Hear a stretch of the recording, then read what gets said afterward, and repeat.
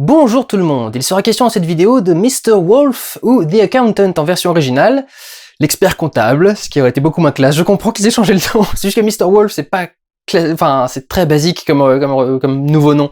C'est un film de Gavin O'Connor avec Ben Affleck dans le rôle principal. Joli postillon, vous l'avez pas vu mais moi je l'ai vu partir en plus.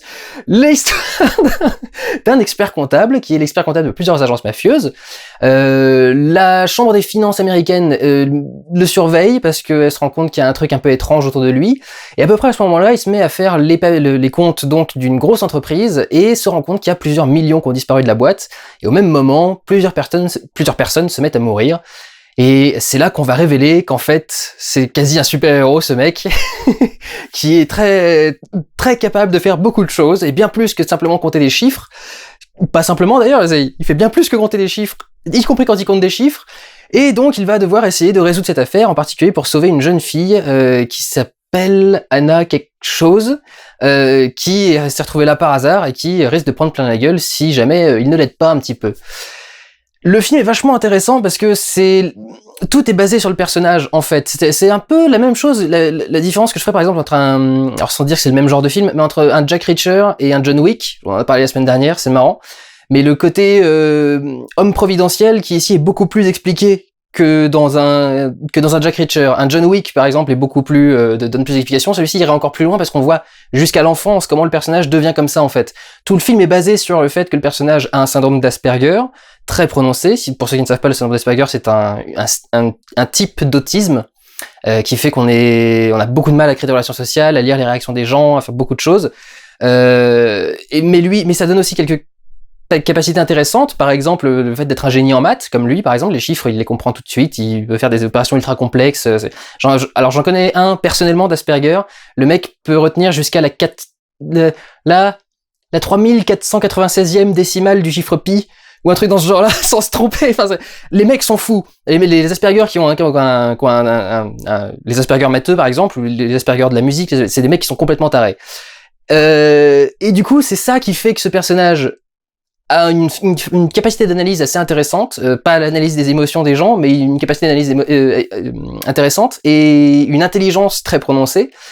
Et tout ça est additionné en plus au fait que son père l'est un peu trop bien formé pour un tel monde extérieur. C'est-à-dire qu'en fait, quand il était gosse, il l'emmène chez un psy, et le psy dit, bon bah voilà, faudrait l'amener dans mon chalet pour qu'il soit en sécurité, qu'il soit machin, et qu'on lui apprenne à regarder les émotions, etc. Et le père a dit, oui mais le monde qui est dehors, c'est pas un monde qui est accessible ou qui est gentil avec les gens qui ont un syndrome d'Asperger, qui ont du mal à prendre les agressions du monde extérieur.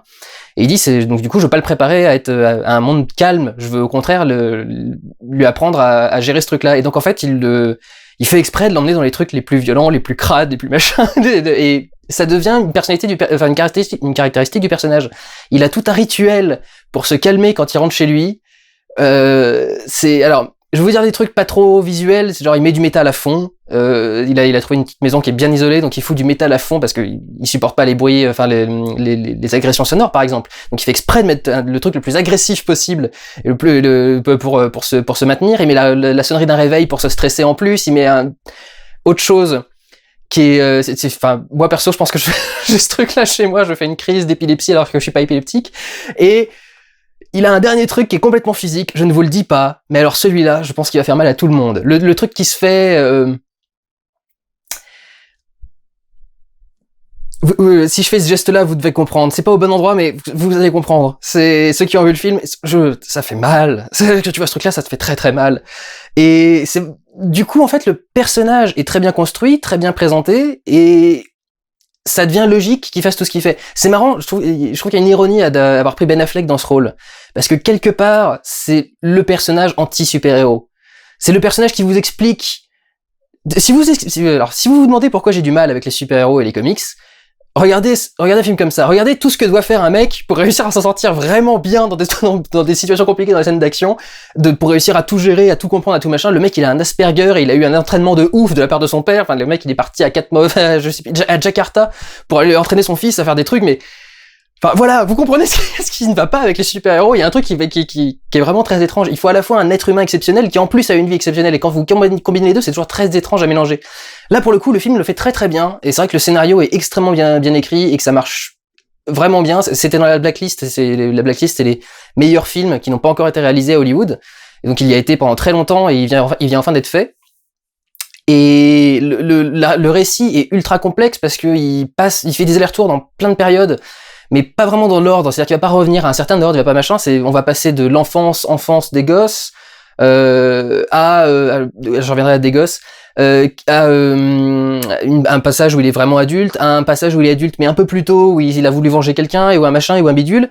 Il y a 3-4 personnages qui se mélangent en même temps. Il y a donc le personnage de Mr. Wolf, il y a la nana qui doit protéger, et il y a aussi 2 personnages des finances américaines, qui chacun ont aussi leur propre histoire et leur propre truc à faire avancer. C'est vraiment du film bien écrit. Pour tous ceux qui me demandent ce que c'est qu'un film bien écrit, un film Mr. Wolf, c'est un film bien écrit. Là, vous avez pas de défaut de cohérence, vous avez pas de défaut de machin. Le seul petit truc qui me surprend, c'est la nana qui bosse aux finances. Ça fait déjà 5 ans qu'elle y bosse. Et il y a toute une scène au début où, en gros, on la force à prendre l'affaire qui va la mener donc à Wolf. Et j'ai du mal à comprendre pourquoi.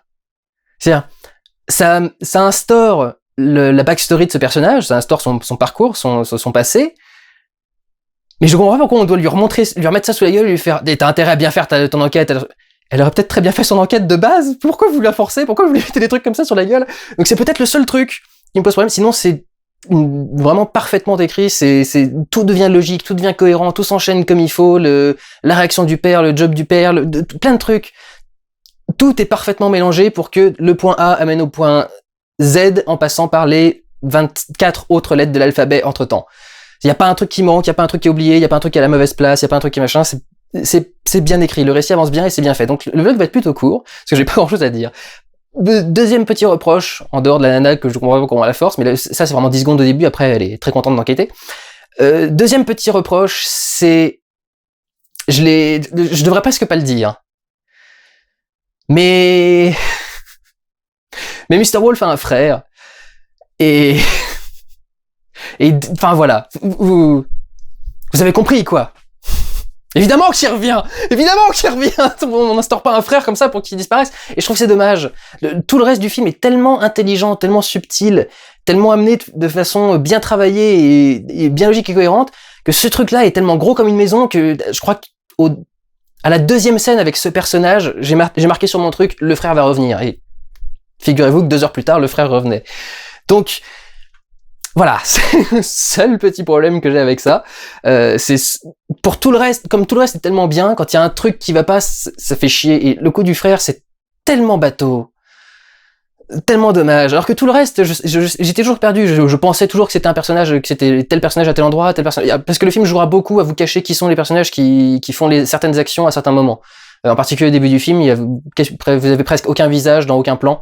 Et c'est parce que c'est un flashback important, donc on va avoir plusieurs révélations qui vont venir dans le film. Donc au début, par exemple, vous verrez aucun visage.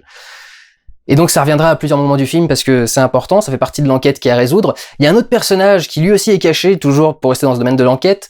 Et je vous dirais même pas qui ou quoi, mais ce personnage-là, on a la révélation vraiment qu'à la toute fin du film. Et ça, je me suis dit, ah voilà, ils auraient dû faire un truc comme ça pour le frère aussi, ça aurait été beaucoup mieux. Sinon c'était un peu cliché. Dans les trucs clichés, je viens de regarder mes notes vite fait, il y avait un autre petit truc un peu cliché, c'est oui, le passage analyse. C'est-à-dire qu'il y a un moment où il doit analyser des chiffres, et le truc c'est, il faut rendre cool le job d'expert comptable. Donc c'est des mecs qui écrivent sur des vitres, parce qu'apparemment c'est plus simple que d'écrire sur du papier. Ça a l'air beaucoup mieux. Les grosses séquences avec des fondus et des machins, il n'y a pas vraiment 36 000 façons de le faire, donc c'est bien fait pour ce qu'il faut faire. Il n'y a pas 36 000 façons de le faire. C'est dommage. Encore une fois, c'est le petit passage qui est un peu cliché, alors que tout le reste est vachement intéressant. Autre truc aussi un petit peu cliché, Anna Kendrick, qui décidément dans tous les films qu'elle fait joue toujours le même rôle, c'est-à-dire la nana qui est un peu joviale mais un peu ignorante aussi, et qui arrive toujours dans un truc qui la dépasse un petit peu dans les moments, qui se fait un peu avoir la bonne poire, enfin elle est un peu toujours les mêmes rôles. C'est quand même un peu dommage. Donc mais c'est pas grave, ça donne pas une mauvaise qualité au film, c'est juste pour elle que je dis ça. Et en tout cas, au niveau du jeu d'acteur, c'est vraiment génial de la part de tous les personnages, et vraiment tous les acteurs sont déjà beaucoup d'acteurs avec des gros noms, mais ils sont tous vraiment à fond dedans et ça marche super bien. Mais alors Ben Affleck, il est vraiment ouf parce que il joue plutôt pas mal l'Asperger, et bon, on a pas l'impression que tout le fait chier plutôt qu'il ressente rien, mais il joue plutôt pas mal l'Asperger. Là où il me bluffe, c'est le mec arrive à se prendre des coups comme un Asperger qui sentirait rien, en fait, qui réagirait pas, qui est pas énervé même. C'est-à-dire que le mec, il se prend des nions dans la gueule, et quand son visage revient, il est rien à foutre, mais vraiment, il est en plein dans une scène de baston, il est en train de faire des enchaînements de je sais pas trop quoi, alors c'est une espèce d'art de combat qui est utilisé dans The Raid aussi. Il fait des enchaînements et des machins, son visage reste impassible de la scène, même quand il se prend 36 couilles dans la gueule. Beau talent d'acteur, il se les prend pas vraiment dans la gueule, c'est pour ça qu'il peut se permettre de rester sobre, mais ça marche bien. Enfin, pour réussir à faire un enchaînement sans afficher d'émotion sur son visage, c'est vachement intéressant. Sans dire qu'il affiche jamais aucune émotion, au contraire, les Asperger ne sont pas des personnages sans émotion. Juste, ils ont plus de mal à les afficher et à les faire intervenir. Faut aller les chercher plus loin. Donc voilà, un film avec une histoire intéressante, un casting intéressant, un personnage intéressant. Que demande le peuple? La réalisation est cool, donc voilà, j'ai rien à dire de plus. C'est mon premier vlog court depuis un bon bout de temps. Bravo. Et voilà, vraiment c'était très très sympa et je vous encourage à aller voir Mr. Wolf. Prenez soin de vous, allez voir des films. Ciao!